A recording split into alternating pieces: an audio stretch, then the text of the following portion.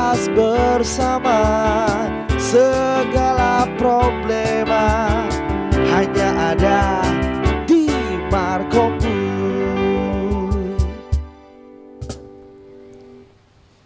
Ya, selamat sore, selamat berjumpa kembali dengan kami TVRI Sumatera Utara. Seluruh pemirsa TVRI Sumatera Utara dimanapun berada sangat kami sayang dan kami cintai. Hari ini kita bertemu kembali dalam satu bingkai yang namanya Markombur. Markombur, mari kita bercerita, cerita bermakna, apapun boleh kita ceritakan. Tapi satu garisan yang kami batasi, jangan kita ciptakan propaganda. Kita berikan kecerdasan kepada masyarakat sebagaimana simbolik TVRI Sumatera Utara, pemersatu bangsa.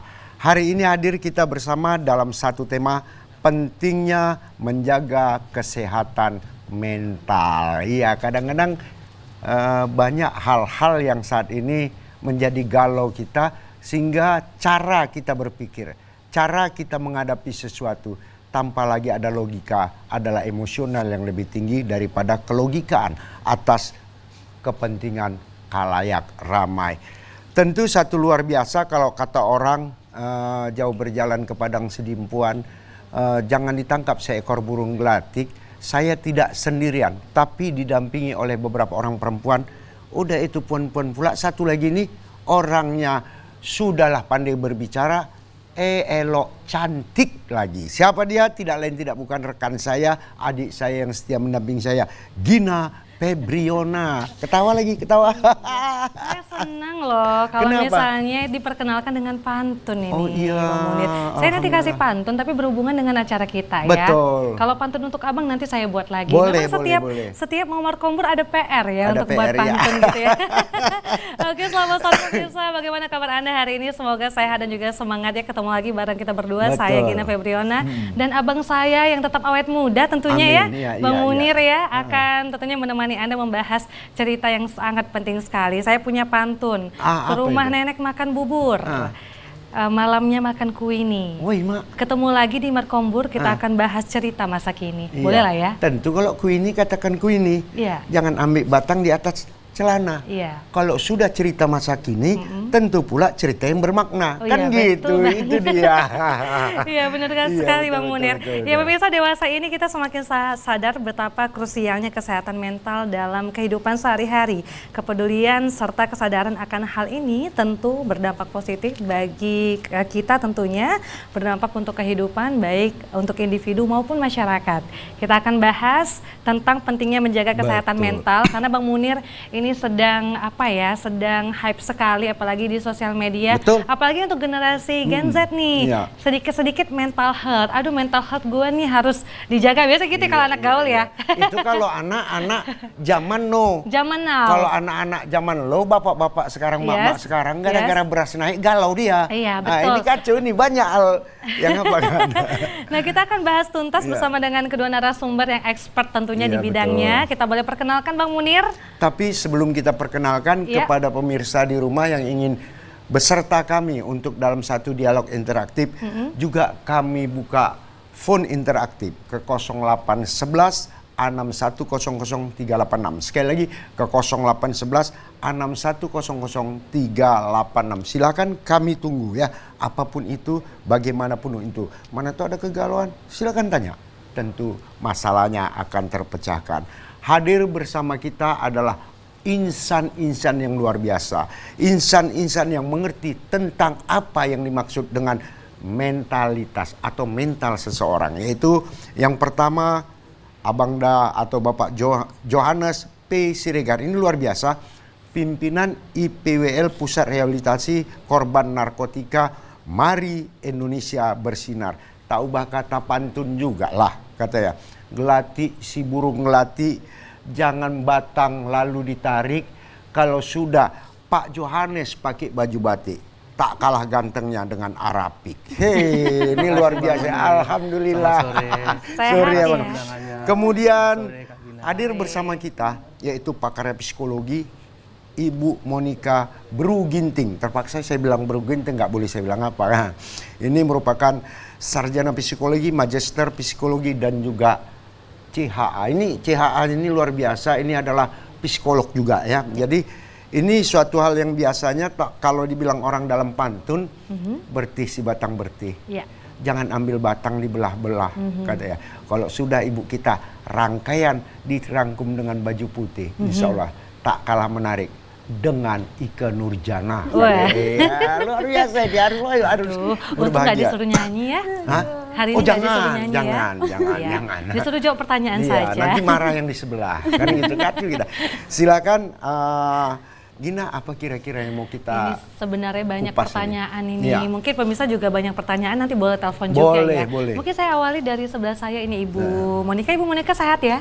Sehat, luar Oke, biasa. Tanya aja dulu, syukur ya Allah. Itu dulu. Kalau tak sehat nggak kemari. Nah. Pemanasan dulu Iya, ya kan? pemanasan ya.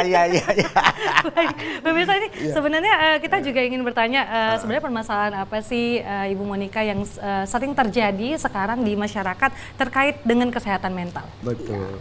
Oke, nah sebelum kita jauh untuk membahas itu kita harus tahu dulu konsep sehat mental itu seperti Nah, apa, betul gitu sekali. ya Pak Betul, ya.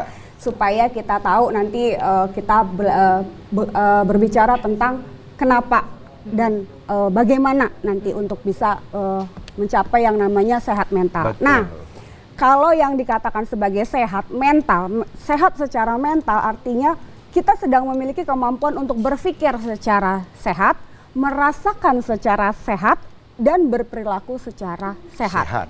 Jadi kalau sesuatu itu sudah masuk ke kategori kurang atau berlebihan, itu berarti sudah tidak sehat. Agak warning lah dia istilahnya Bu ya. Iya, kalau misalnya berpikir terlalu banyak, overthinking, nggak bisa tidur, bahkan bisa menyebabkan asam lambung naik, itu sudah berlebihan. Begitu, jadi kita harus tahu dulu konsep sehat secara mental dulu, begitu. Nah, tapi kan ada kesehatan mental, ada kesehatan fisik nih. Apakah kedua ini berhubungan dan bagaimana nih kita memaintainnya gitu? Iya, yang namanya mental pasti berhubungan dengan yang namanya fisik. Betul. Karena bagaimanapun mental itu terpusat pada otak atau pikiran kita.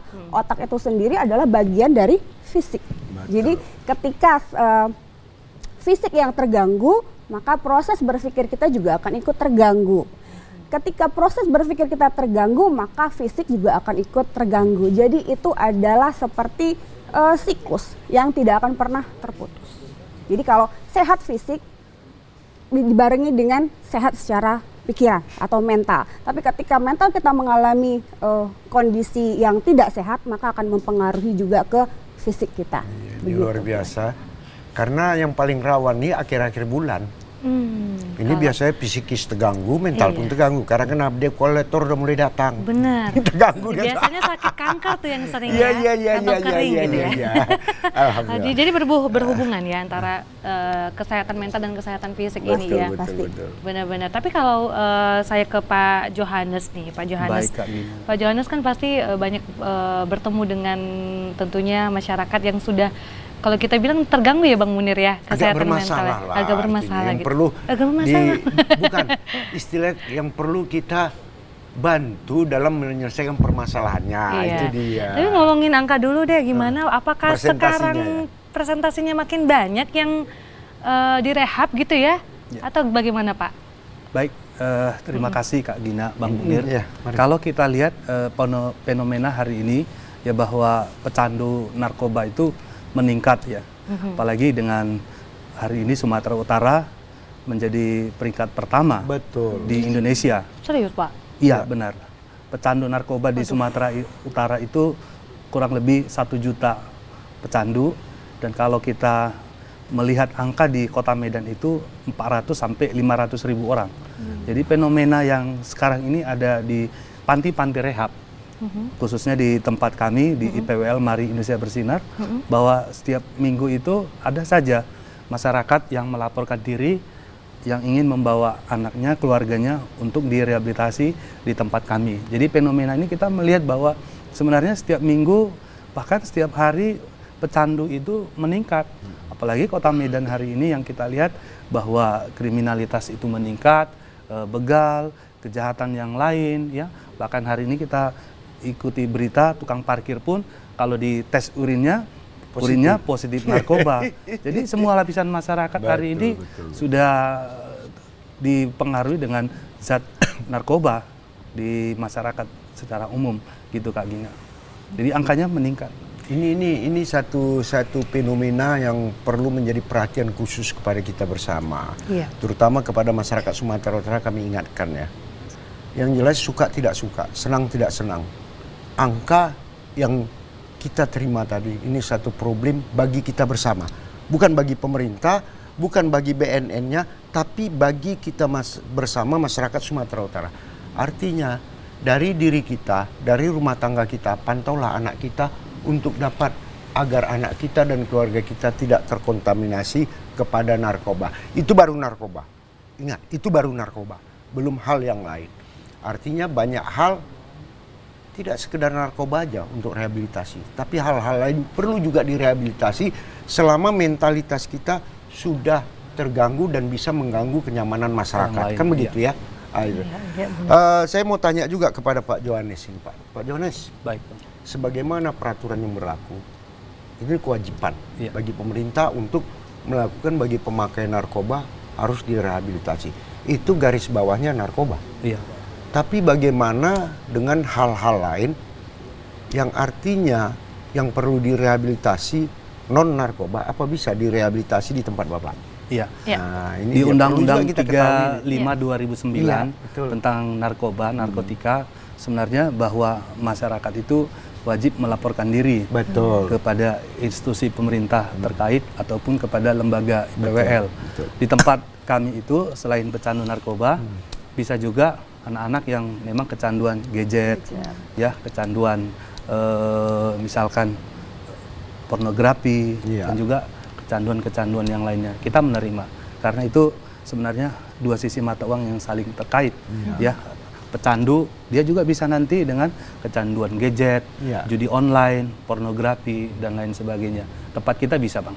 Nah, ini bocoran lagi. Iya. Makin berkembang dia. Kita hanya follow up pemikiran kita narkoba. Ternyata gadget, judi online juga dapat mempengaruhi orang menjadi kecanduan. Walaupun secara hierarki di sana tidak ada zat adiktif, tapi kenyataannya bisa merusak mentalitas orang untuk kecanduan terhadap permainan-permainan ini. Yes. Ini luar biasa, artinya ini kita perhatikan, jangan sampai kita alfa. Benar. Tentu Gina, Ya. kalau udah macam gini kan kita nggak bisa diam.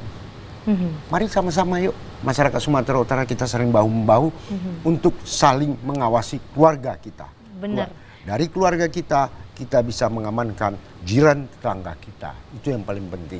Benar nih. Nih sesuai dengan yang dikatakan Pak Johannes, kita mau dengar juga nih dari Ibu atau Mbak Monika ya. Mbak Monika, apakah benar memang itu adalah faktor-faktor yang mempengaruhi kesehatan mental kita seperti judi online, kemudian gadget atau yang lainnya? Atau masalah apa sih yang mempengaruhi atau faktor-faktor apa sih yang mempengaruhi kesehatan mental?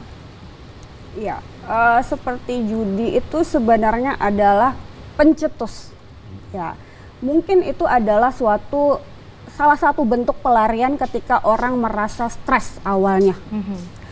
Ketika dia stres, tidak mampu untuk menangani masalahnya, ketika dia tidak mampu untuk menyesuaikan diri dengan tuntutan yang datang kepada dia, maka dia mulai mengalami yang namanya stres. Nah, ada orang yang bisa mengelola stres dengan baik, tapi lebih banyak orang yang kurang mampu untuk mengelola stresnya secara benar, begitu. Nah, ketika seseorang mengelola stres dengan cara yang tidak benar, nah itulah yang akan memunculkan problem, masalah-masalah seperti pelarian-pelarian yang tadi, seperti itu. Mungkin awal dia main game untuk mengalihkan pikiran yang sedang suntuk. Kemudian mungkin dia mencoba untuk main game-game online, atau mungkin mencoba-coba untuk menggunakan barang-barang narkotika. Awalnya coba-coba, awalnya dimulai dengan untuk ngilangin suntuk, untuk ngilangin stres-stresnya aku. Begitu, awalnya mulanya adalah coba-coba, sampai pada akhirnya ketagihan. Betul. Karena itu memang ada proses di dalam otak di mana sesuatu yang dikenalkan kepada otak akan mencari lagi. Begitu. Jadi ketika kita menemukan suatu kesenangan, maka ketika nanti kita merasa jenuh atau stres, maka otak akan mengembalikan apa yang kemarin yang membuat saya senang. Begitu. Jadi, oh kemarin yang buat saya senang itu main game. Oh yang kemarin buat saya itu happy itu ya ketika saya pakai nyabu, walaupun sedikit ya setidaknya nggak pening-pening kali lah. Begitu. Ya lama-lama apapun zat yang akan masuk ke dalam tubuh kita akan mempengaruhi organ tubuh. Ya, ini luar biasa, artinya udah jelas bahwa sesuatu itu terjadi karena diri kita. Karena kita mencoba. Ingat, terutama masalah narkoba. Bandar narkoba, kurir narkoba akan memberikan sesuatu awalnya dengan gratis. Coba-coba. Akhirnya begitu kita ketagihan dan menjadi pecandu, maka dia akan menghilang, kita akan mencari. Begitu kita mencari, maka kita akan mengeluarkan kos untuk mendapatkannya. Betul. Ini efek yang paling berbahaya bagi masyarakat sehingga menjadikan sesuatu tidak terkendali. Tapi yang jelasnya tetap kita akan kupas. Yang jelasnya lepas batang dilepas, jangan ditangkap si burung melati. Sebelum kita melakukan bicara dengan segala tuntas, tentu kita dengarkan musik. Iya, Follow kepada adikku band. silakan. Silakan. Toilet katanya.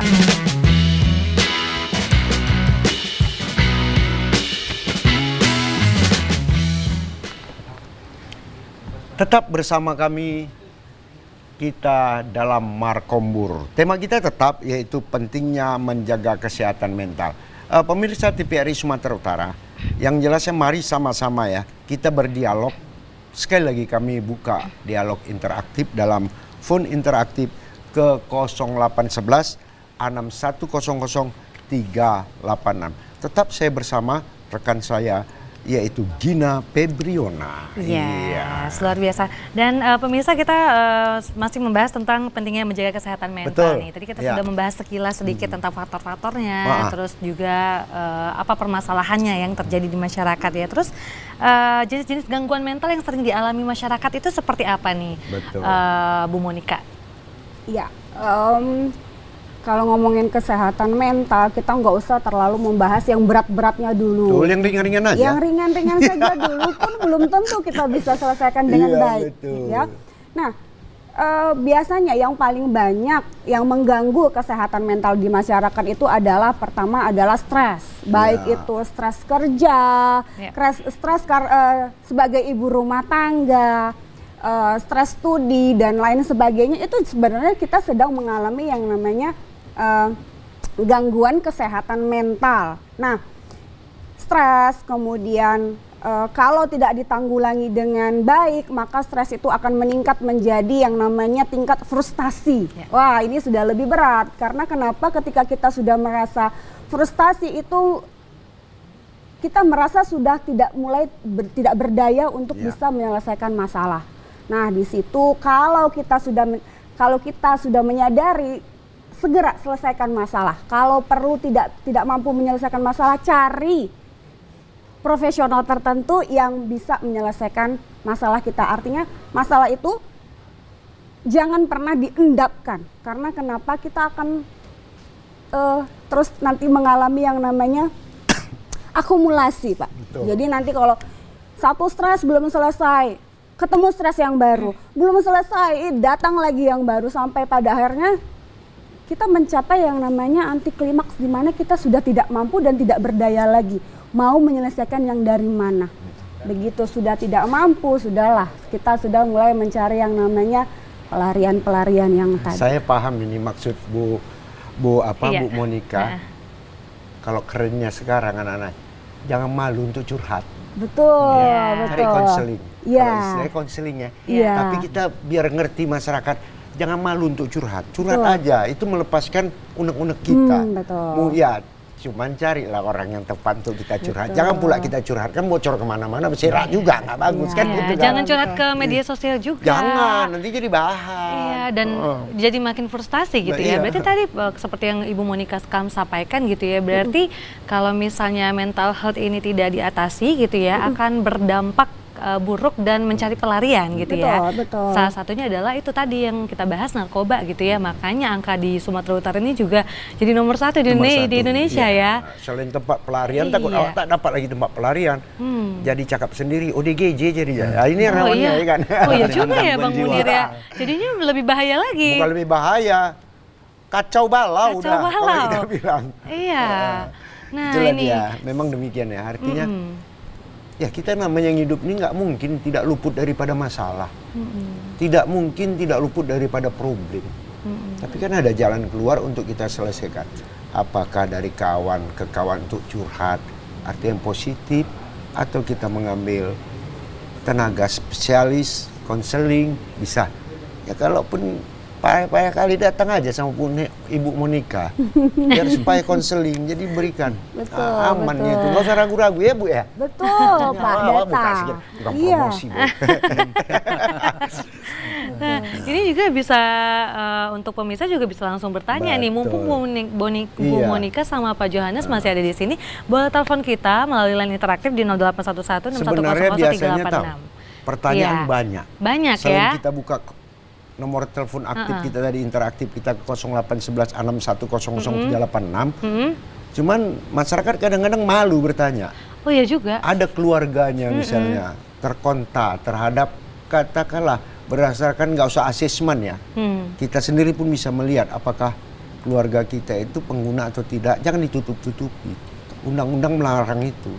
Kalau kita tutup-tutupi dan tertangkap keluarga kita, kita sama melindungi. Itu dia hukumnya ya. Oh iya. Sama melindungi.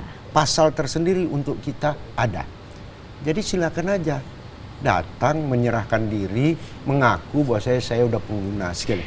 Dan itu lebih arif, dapat dilindungi. Sebenarnya Pak Munir, saya juga penasaran nih Pak Johannes. Biasanya yang datang ke rehabilitasi itu orang yang menyerahkan diri lebih banyak atau menurut laporan gitu?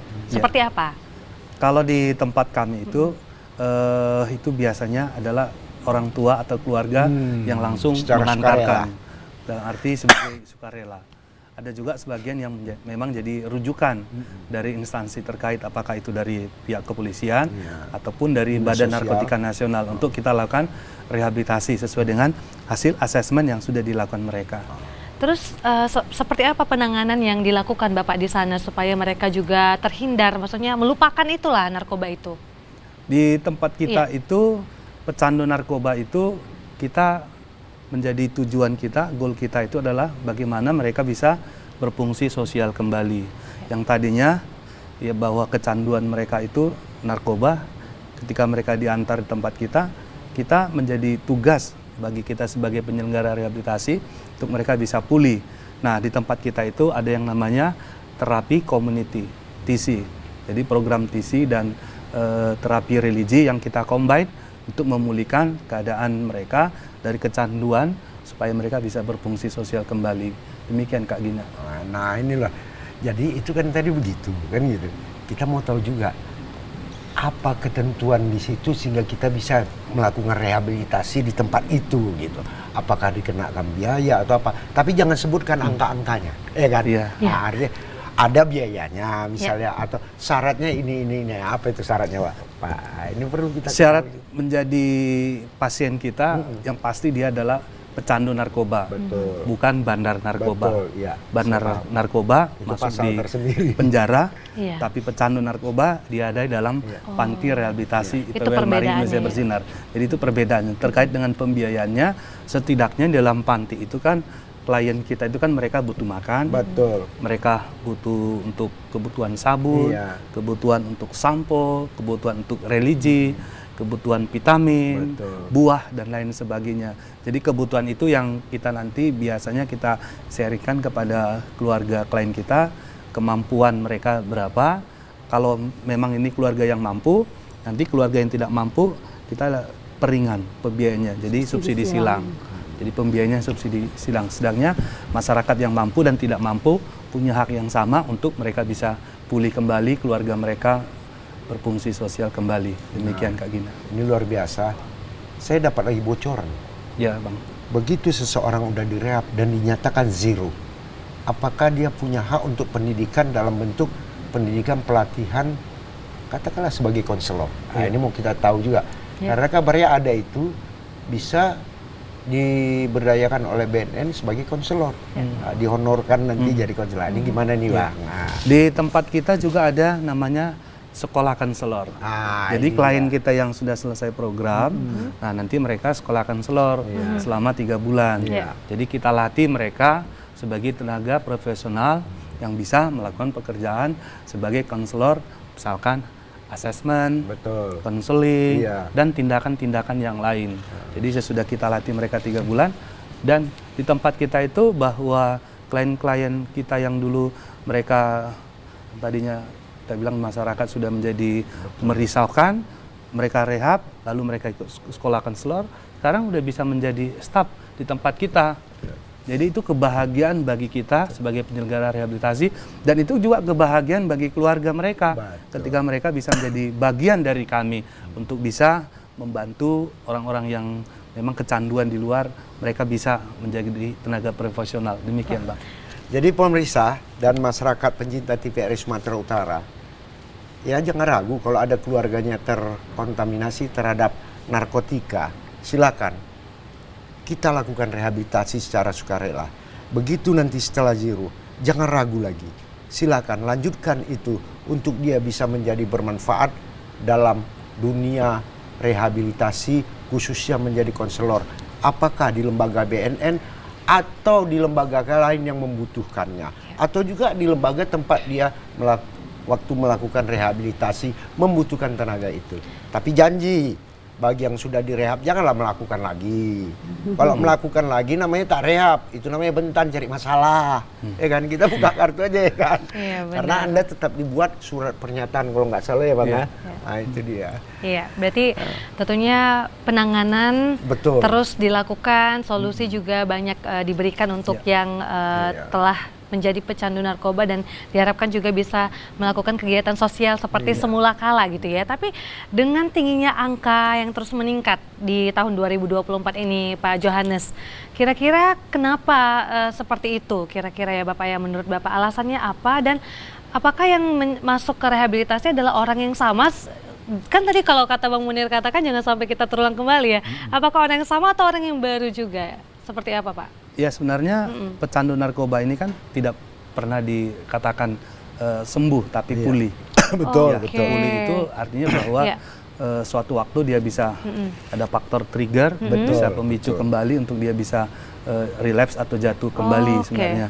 Jadi sebenarnya ada yang rehab 1 kali Iya. selesai, ada yang 2 kali, ada yang 3 kali. Sebenarnya nggak jauh beda dengan kalau orang penyakit jantung, dokternya bilang ini udah sembuh, tapi kan bisa 2 bulan kemudian Anfal ya. muncul lagi. Iya. Ya, jadi sebenarnya pecandu narkoba itu sebenarnya demikian. Nah, hanya kebetulan memang pecandu narkoba ini sudah banyak merisaukan dan merugikan keluarga, ya, membuat nama baik keluarga juga tidak baik ketika mereka relapse atau jatuh kembali. Nah, ini menjadi pertanyaan bagi mereka. Jadi sebenarnya rehab itu adalah salah satu untuk membawa mereka bisa pulih dan berfungsi sosial kembali.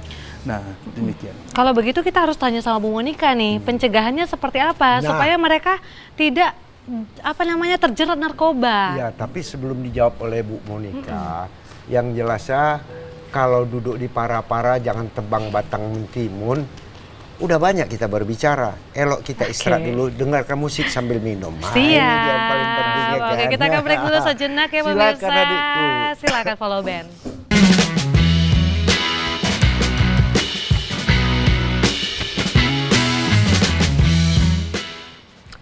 TVRI adalah merupakan lembaga pelayanan publik atau lembaga penyiaran publik.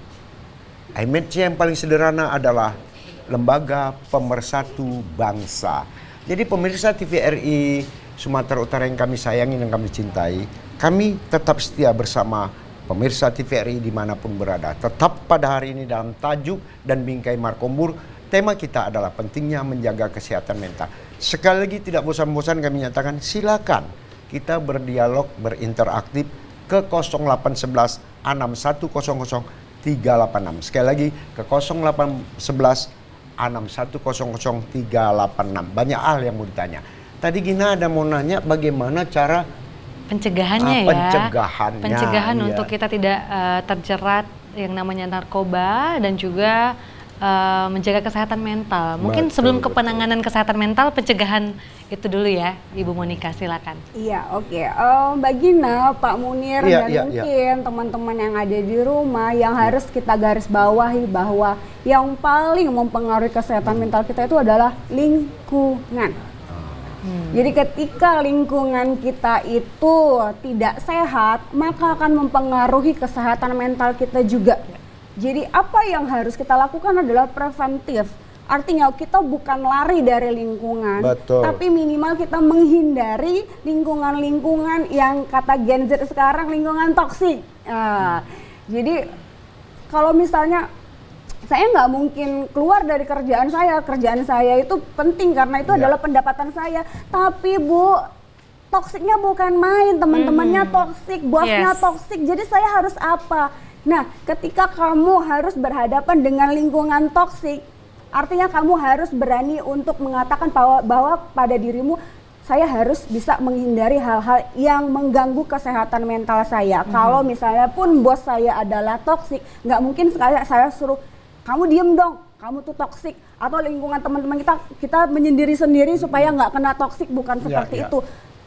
At least kita mengetahui jika seseorang adalah toksik bagi kita, jangan terlalu banyak berinteraksi.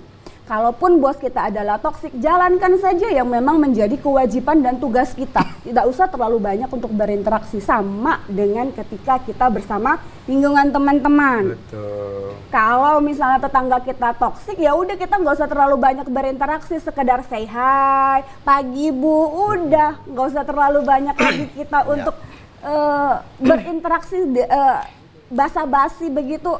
Ya kita juga punya kemampuan mental yang berbeda-beda.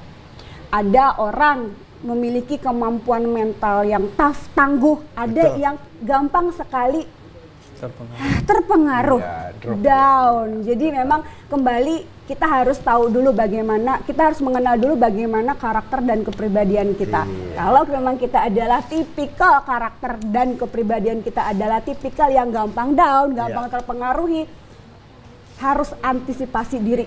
Begitu. Jangan terlalu banyak untuk berinteraksi Berinteraksi. dengan lingkungan-lingkungan yang menurut kita adalah Toxic, toksik ya, toxic. bagi kesehatan mental. Ini Tapi menjadi pertanyaan nih Bang Munir iya. ya, kalau misalnya ternyata kita sendiri yang toksik tapi kita tidak sadar akan hal itu, bagaimana? Kadang-kadang kan kalau kita yang toksik kita juga menjadi apa ya, kesehatan mental kita juga terganggu. Jadi gejala awal apa sih yang bisa kita rasakan kalau ternyata kita yang menjadi apa ya, kita yang menjadi penyebab kesehatan mental gitu? Oke, nah toksik itu memang subjektif ya. Yes. Mungkin bagi Mbak Gina, saya adalah toxic people bagi Mbak Gina. Tapi Yes. mungkin bagi Pak Yohanes, saya bukan toxic people gitu. Oke. Tapi kapan kita merasa bahwa kita kayaknya udah nggak mulai mengalami yang namanya kesehatan mentalnya mental terganggu gitu. ya. Karena ketika kita mulai merasa tidak nyaman. Kok ketemu dia saya jadi stres ya? Kok ketemu dia saya kok kayak udah nggak pede. Iya. Oh mungkin karena dia keseringan menghina saya, karena dia sering ngucilkan saya. Jadi kalau saya ketemu dia jadinya gemeteran begitu. Sampai paranoid kadang-kadang. Nah, kemudian kita mulai introspeksi kenapa dia begitu kepada saya. At least kita harus tahu kenapa ya kok dia begitu sama saya. Artinya ketika kita berperilaku itu seperti cermin orang kan memperlakukan Betul. kita. Begitu. Jadi ketika ada orang memperlakukan kita tidak baik, awali dengan introspeksi. Begitu. Kenapa dia kok begitu ya? Apa ada salahku? Boleh kita bertanya kepada teman kita di sekitar, kenapa ya dia kok kayak gitu ya sama aku? Apa yang ada yang salahku? Kamu ngomong, artinya kalau ada informasi yang disampaikan oleh orang-orang di sekitar kita, jangan pernah ngeblocking atau denial. Gitu, denial artinya enggak, kayaknya enggak deh, dia ajanya yang terlalu negatif thinking, dianya ajanya yang terlalu gimana-gimana sama aku. Itu tandanya kita adalah toxic people, nggak mau menerima kritik dari orang lain. Kita ngeblocking semua apa yang dikatakan orang tentang kebenaran diri kita. Padahal sebenarnya itu adalah cara supaya kita kembali kepada jalan yang benar, begitu. Itulah dia. Jadi pemirsa TVRI Sumatera Utara, sekedar ingatan, jangan sekali-sekali kita merasakan lebih benar daripada orang lain. Tapi yang perlu kita sadari bahwasannya segala input dan output yang diberikan orang kepada kita adalah merupakan tolak ukur untuk menilai sedikit ataupun berapa persen kali untuk memperbaiki diri kita. Dari awal itu, sapaan dan teguran secara halus adalah merupakan penilaian atas perlakuan kita kepada orang lain. Ya. Itu untuk menjadi perhatian bagi kita untuk perbaikan. Ada satu hal, ini agak kejar kepada ibu-ibu. Saat ini kan secara mentalitas regenerasi atau generasi muda sudah, kalau saya menilai, udah boleh dikatakan level awas, artinya level yang perlu menjadi perhatian. Adanya katakanlah pelecehan terhadap anak-anak yang dilakukan orang dewasa atau level anak-anak sendiri. Kemudian adanya bullying terhadap bullying kepada kawan-kawannya. Ah, ini gimana ini Bu? Jadi kita perlu tahu juga untuk penanggulangannya gimana pula kan gitu. Bahas kesehatan Ini mental kan ini memang panjang ya. Suka tidak suka problem yang harus diselesaikan secara arif dan apakah terjadi pula ini secara sosialisasi kelemahannya tidak ada gitu. Silakan. Sekarang memang zamannya teknologi itu kita gunakan tanpa filter. Betul. Apalagi media-media sosial yang sekarang itu sangat banyak. Jangankan generasi tahun 60 ya. Orang tua yang generasi kelahiran tahun 80 sering pun kecolongan. Padahal kita lihat orang tua yang kelahiran tahun 80 itu masih aktif menggunakan media sosial. Tapi mereka juga sering kecolongan ketika anak-anak menggunakan media sosial yang terlalu vulgar. Itu kemarin viral juga ya Mbak ya, ada yang chatnya vulgar gitu ya. Hati-hati saya bilang, kenapa kita harus aware ya Pak, Mbak Gina. Sebagai orang tua ya? Iya, banyak sekarang program-program yang disampaikan atau diluncurkan di media sosial itu covernya seperti tidak vulgar, tapi kontennya itu mengandung seksualitas yang sangat tinggi, makanya kita harus benar-benar hati-hati. Kita juga harus upgrade pengetahuan kita sebagai orang tua dalam teknologi, karena sekarang anak-anak itu jauh lebih upgrade teknologi daripada kita sebagai orang tua. Betul ya Pak ya, karena jangankan anak-anak remaja, anak-anak kelas 2, kelas 3 SD itu menggunakan media sosial itu sudah sangat luar biasa. Nanti mulai perhatikan jam berapa anak tidur, kadang-kadang orang tua nggak tahu. Dia tidur dengan ponselnya, artinya seperti tidur tapi dia sedang berseluncur dengan ponselnya. Dengan siapa dia berinteraksi, orang tua tidak pernah tahu. Hati-hati ya, sekarang banyak pelecehan-pelecehan seksual itu dimulai dari anak itu sendiri. Kenalan lewat media sosial, chatting, kemudian mulai bermesra-mesraan secara verbal, kemudian istilahnya foto-foto. Anak-anak kelas 3 SD pernah melakukan pap tanpa busana dan dia kirimkan kepada yang katanya dia itu adalah teman dunia mayanya. Itu bahaya ya Bu ya, apakah konten-konten, maksud saya bukan konten sih ya, video video yang porno kalau kita bilang ya, video yang mengandung seksualitas yang seperti itu juga mempengaruhi kesehatan mental anak-anak itu? Sangat, itu jangankan yang terlalu vulgar gitu ya. Kita buka, Instagram. Ketika kita terlalu banyak menggunakan media Instagram, stres nggak? Stres karena apa? Kita semakin menuntut diri kita supaya seperti like Instagram. Yang tadinya saya nyaman kok dengan gaji 100.000, tapi begitu nonton Instagram yang dia spill bajunya harga 500.000, pengen ya. Dia punya suami yang romantis, dia tampilkan di media sosial. Kok suamiku nggak romantis ya? Kok nggak kayak gitu? Semakin banyak yang kita berikan tuntutan kepada diri kita dan kepada orang-orang sekitar kita, itu sebenarnya kita sudah mengalami namanya gangguan kesehatan mental. Jangankan kita, orang-orang di sekitar juga akan mengalami gangguan kesehatan mental. Betul. Maka Gina, aku sama orang rumah nggak mau kusuruh beli belanja online. Kenapa? Beli aja kok pacar tradisional lah. Karena belanja online ajab aku. Iya, tiap saat nggak tahu ujung pangkal. Orang rumah pergi awak yang bayar online. Hancur awak. Kayaknya Bang harus Abang ambil handphonenya. Solusi. Jangan Ya. Nggak bisa komunikasi ya. Susah awak, Iya, iya. Tapi Bu, yang jelas ini luar biasa. waktunya nih kayaknya sangat iya. terbatas nih. Tapi- Solusinya deh kita pengen solusi ya, solusinya betul. nih. Ya. Harus apa nih kita sebagai orang tua ataupun kita lah generasi rebahan ya Bang Fahmi ya? Oh enggak ya? Kita nggak generasi rebahan ya. Generasi milenial ataupun Gen Z yang sekarang, kalau kita Gen Z tuh bisa dibilang generasi rebahan atau generasi strawberry. Nah, label itu kan yang harusnya kita hilangkan gitu. Seperti apa Ibu? Ya, label strawberry itu kenapa dibilang strawberry? Karena strawberry itu seperti dari luar kan Betul, wah. kokoh, Iya, betul. wow. Tapi dikit aja dibejek hancur. Hancur, Bang. Nah, kenapa Ya. seperti itu? Ya, kurangnya fokus kita untuk mendidik dan pola asuh yang salah kita gunakan kepada anak. Anak kita. Kita terlalu membebaskan, mempercayakan tanpa kita melihat usia perkembangan anak. Usia perkembangan anak di bawah 13 tahun itu kontrol tetap di tangan orang tua. Walaupun mungkin anak melawan, ya pandai-pandai kita berkomunikasi kepada anak mana yang boleh dan mana yang belum boleh. Bukan hanya sekedar nggak boleh. Itu anak akan berontak. Akhirnya ketika diktator kita sendiri. Iya, kan?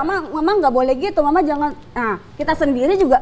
Kamu jangan banyak main handphone ya. Sementara kita sampai rumah main handphone. Iya kan? Jadi, ya kita awali kalau kita memang sebagai orang tua, kita benahi dulu diri dan lingkungan keluarga kita. Iya. Alhamdulillah. Gitu.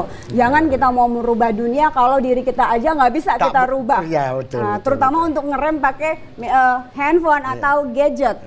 Kita boleh melarang anak, kita juga harus mencontohkan kepada anak. Ini dia. Itu yang paling sulit saat ini. Iya, luar biasa. Gitu. Kita sangat bangga dengan Ibu Monica yang demikian cerdas untuk menyampaikan solusi. Sekarang mau dengar juga dari Pak Johannes ini. Nah, gimana Pak solusi yang Bapak sampaikan kepada masyarakat di dalam TikTok kita hari ini? Atau katakanlah obrolan kita hari ini gitu, iya. Saran solusi kepada para keluarga, keluarga yang sehat dimulai kalau seisi rumah dari orang tua, anak, kalau ada pembantu semuanya sehat ya. Perhatikan kadang-kadang kita tanpa sadar ternyata di lingkungan kita ini adalah sebenarnya orang yang sedang sakit. Ya, jadi dimulai dari keluarga kita, keluarga kita yang bersih. Kita pastikan bahwa keluarga itu steril, aman. Betul. Jadi ketika anak kita juga keluar, dia berteman, nah kita sudah yakin karena apa? Keluarga kita ini benar-benar keluarga yang sehat. Pecandu narkoba sebenarnya mengapa dia menjadi pecandu? Itu sebenarnya dimulai dari keluarga. Keluarga yang tidak harmonis, keluarganya broken home. Lingkungan faktor kedua menurut pemikiran saya. Itu dimulai sebenarnya dari keluarga. Karena dia tidak ada kepuasan di dalam keluarga, dia cari kepuasan di luar dari rumah. Apa itu? Narkoba. Saya pernah mantan pecandu narkoba, dia sampaikan kepada saya ketika saya pertama kali mulai nyabu, kenal yang namanya narkoba, itu jauh lebih nikmat dari pelukan dari ibu saya. Ya Allah. Dia bilang, itu jauh lebih nikmat narkoba, sabu dari pelukan ibu saya. Padahal dia seorang atlet yang sudah berprestasi pada waktu itu. Akhirnya buyar semua prestasi yang tadinya dia bisa torehkan dalam hidupnya, sekarang hancur, rusak. Oleh karena apa? Karena keluarga tidak menjadi tempat yang aman bagi orang lain, bagi dianya. Ini luar biasa, artinya kenapa? Pemirsa TVRI Sumatera Utara yang jelasnya. Kami ingatkan, apapun itu, bagaimanapun itu, harus kita awali dari diri kita, tidak dari orang lain. Tanpa kita awali dari diri kita, mana mungkin kita bisa menyelesaikan masalah orang lain. Intinya, waktu jua yang memisahkan kita, belah batang dibelah, jangan dibelah si batang jati. Berpisah kita boleh berpisah, tapi jangan sekali-sekali berpisah dalam hati. Saya Haji Munir Nasution, Sarjana Hukum, Magister Hukum, dan rekan saya. Dan saya Gina Febriona. Kita pamit undur diri pemirsa, tetap saksikan Markombur tentunya karena banyak informasi yang mudah-mudahan bisa bermanfaat untuk pemirsa semua yang bisa diambil ya dalam kehidupan kita sehari-hari. Seperti hari ini ya, tentunya pesan-pesan yang disampaikan oleh Ibu Monica dan juga Pak Johannes harus diingat dengan baik dan mudah-mudahan juga bisa menjaga kesehatan mentalnya gitu ya. Kalau begitu terima kasih. Assalamualaikum, sampai jumpa. Sampai jumpa.